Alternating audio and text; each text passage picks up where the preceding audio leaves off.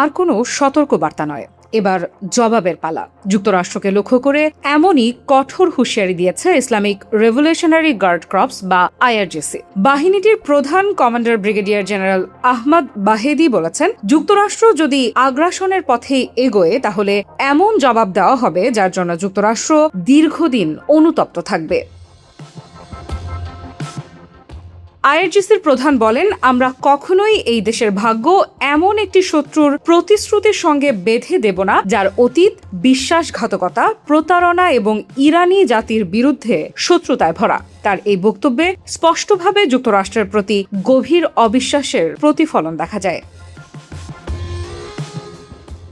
বাহেদি বলেন, অপরাধী যুক্তরাষ্ট্র আবারও আগ্রাসন, আইন লঙ্ঘন এবং দুঃসাহসিকতার পথ বেছে নিয়েছে। তাই আমরা শক্তি, দৃঢ়তা, প্রজ্ঞা এবং সক্ষমতা দিয়ে এমন জবাব দেব যা তারা কোনোদিন ভুলতে পারবে না।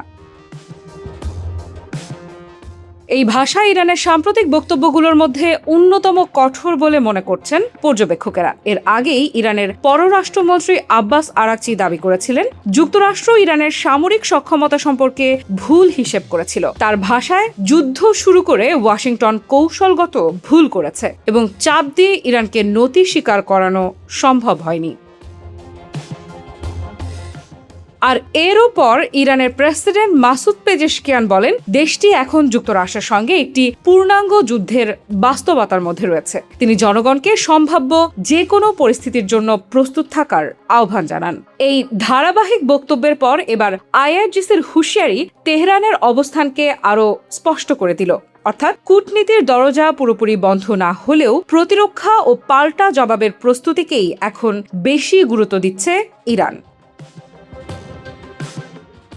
তবে বাহিদের বক্তব্যে শুধু যুক্তরাষ্ট্রের প্রতি হুঁশিয়ারি ছিল না, ছিল দেশের জনগণের প্রতিও একটি আহ্বান। তিনি বলেন, জাতীয় ঐক্য ও সংহতি রক্ষা এখন সবচেয়ে বড় দায়িত্ব।